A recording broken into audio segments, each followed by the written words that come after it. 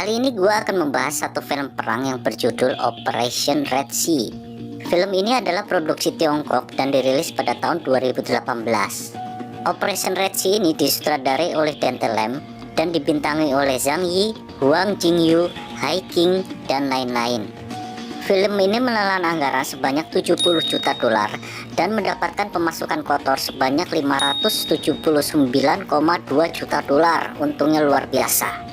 Ini adalah film berdasarkan kisah nyata tentang evakuasi 225 warga negara asing dan hampir 600 warga negara Tiongkok dari pelabuhan selatan Yaman di Aden. Sebelumnya, bagi kalian belum subscribe, silahkan subscribe dan aktifkan tombol loncengnya agar kalian dapat terus mendapatkan update dari film-film dari channel ini.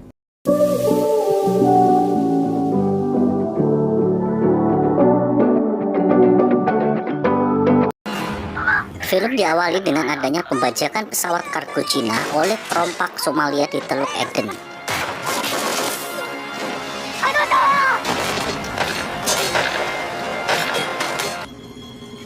Pasukan elit angkatan laut yang disebut Xiaolong diperintahkan untuk melaksanakan operasi penyerbuan dan penyelamatan sandera di kapal kargo itu. Penyerangan itu mendapatkan dukungan penuh dari kapal perang angkatan laut Cina dan helikopter. Mereka juga merupakan pasukan khusus yang mempunyai kemampuan dan pengalaman tempur yang sangat hebat, hingga aksi tersebut tidak sulit untuk dilakukan oleh mereka. Kemudian mereka berhasil melumpuhkan kapal tersebut dan menyelamatkan seluruh sandera.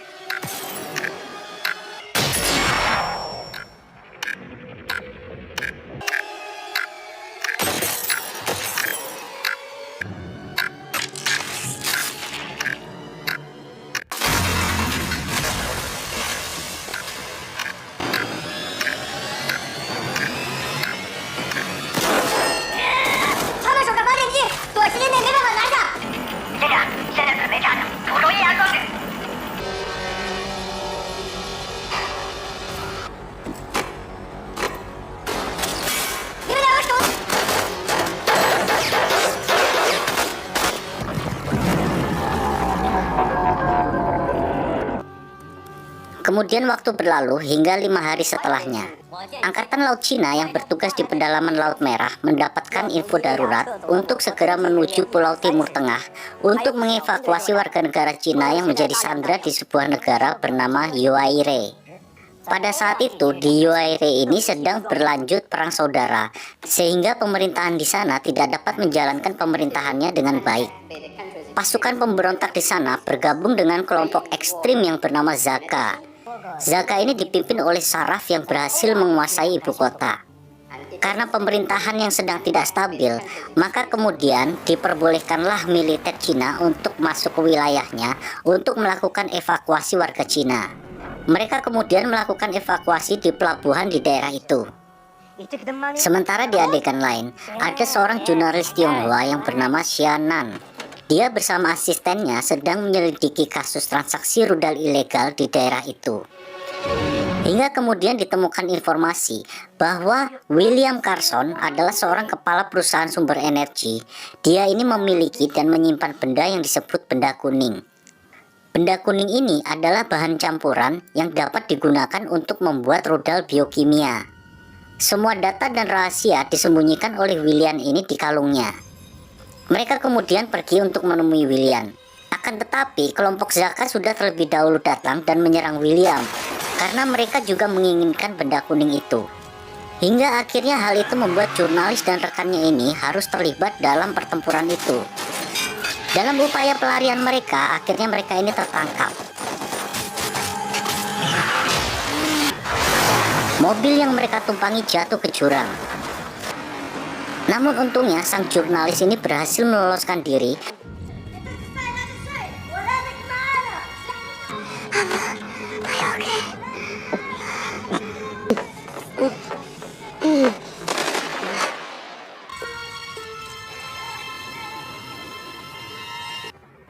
Dan menghubungi militer Cina untuk memberitahu bahwa ada karyawan yang berasal dari Cina yang ditangkap oleh Zaka. Sementara itu di adegan tempat lain, pasukan Xiaolong mendapatkan misi untuk menyelamatkan duta besar Cina dan sejumlah warga negara Cina yang bekerja di sana. Akan tetapi di tengah perjalanan, mereka ini disergap oleh pasukan Zaka.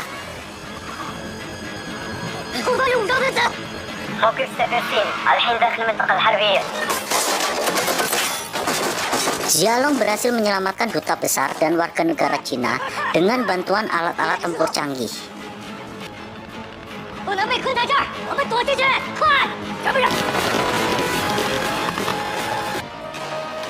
Tak lama setelah selesai menyelamatkan sang duta besar, mereka kembali mendapat tugas untuk menyelamatkan karyawan Cina yang ditangkap oleh Zaka. Hal ini berdasarkan dari laporan jurnalis Yanan tadi. Pada sebuah kota kecil yang berhasil direbut oleh militer Cina, di sana mereka mengevakuasi warga sipil ke tempat yang lebih aman.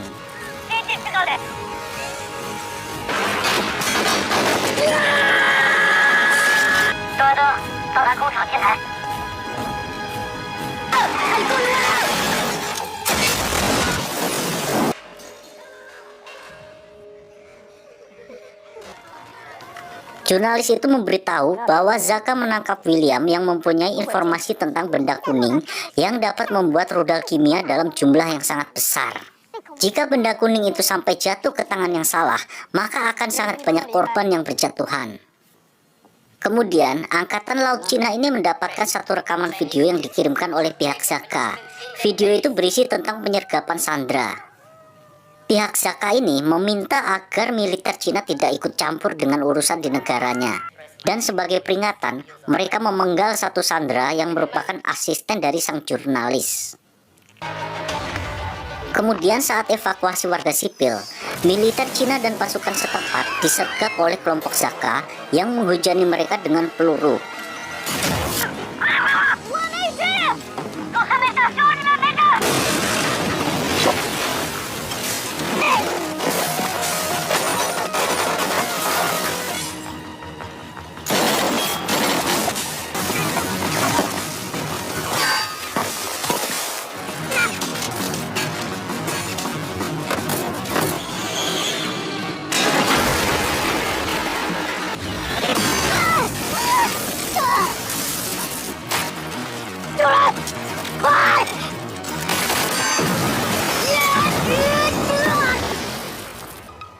Penembak jitu lawan penembak jitu pun beraksi.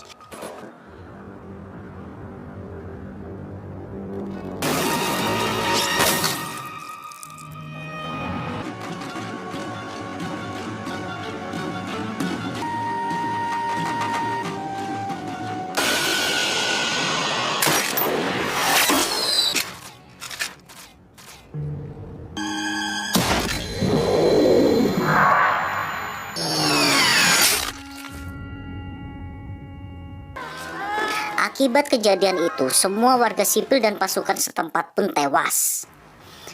Mereka tetap melanjutkan perjalanan dan sampai di perkampungan kecil yang dijaga oleh beberapa pasukan Zaka. Mereka berhasil merebut tempat dan mendapatkan informasi terkait pasukan komando pasukan Zaka dan tempat warga sipil dan warga Cina yang disergap. Kemudian mereka pun melakukan penyelamatan dengan cara strategi membagi timnya menjadi beberapa kelompok. Pertama adalah tim tembak jitu, kemudian tim penyamaran, dan tim penyergapan.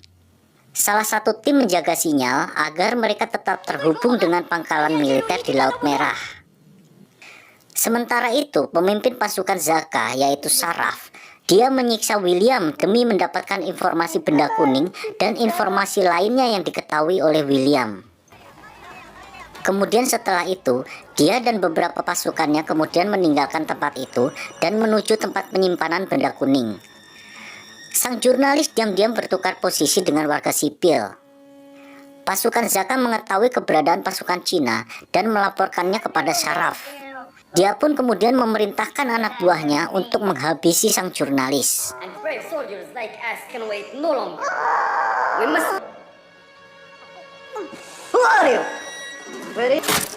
Akan tetapi untungnya sang jurnalis ini berhasil diselamatkan oleh kapten pasukan Jialong. Kemudian pasukan lainnya mencoba untuk pergi membawa sandera Cina. Namun sialnya ban kendaraan mereka bocor, sehingga hal ini menarik perhatian pasukan Zaka. Kemudian dengan tanpa pilihan lain lagi, mereka akhirnya terpaksa bertempur dengan pasukan Zaka.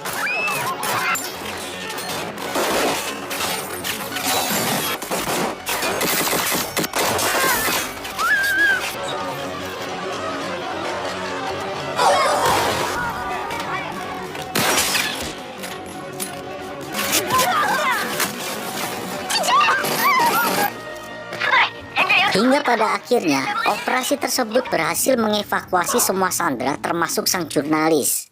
Akan tetapi, 2 pasukan Xiaolong tewas dalam pertempuran itu, dan 2 lainnya terluka parah.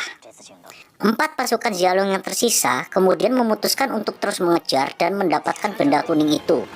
Mereka kemudian pergi ke tempat transaksi benda kuning antara kelompok Zaka dan kelompok pemberontak.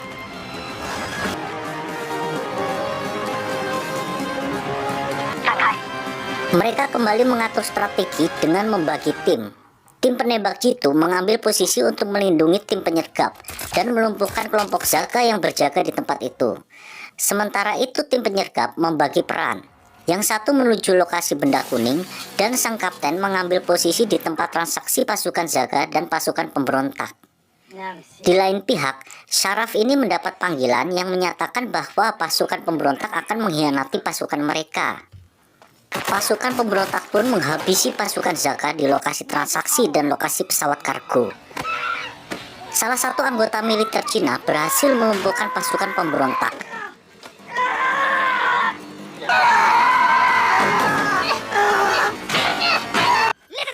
Namun akhirnya dia tertangkap kelompok Zaka.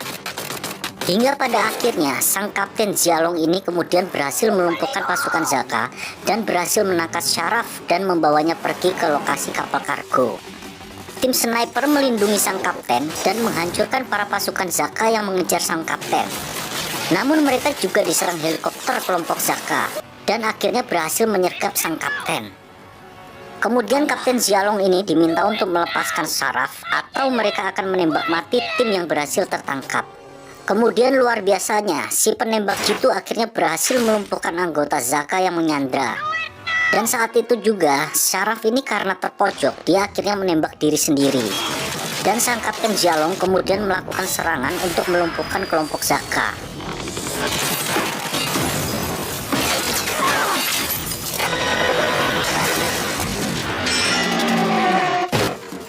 Kemudian akhirnya kalung William ini berhasil diambil oleh sang kapten dan mereka pun pergi menggunakan pesawat kargo yang memuat benda kuning tersebut. Sampai pada akhirnya mereka berhasil kembali ke armada Tiongkok. Para pasukan yang gugur di medan perang, mereka mendapatkan penghormatan militer karena keberanian mereka.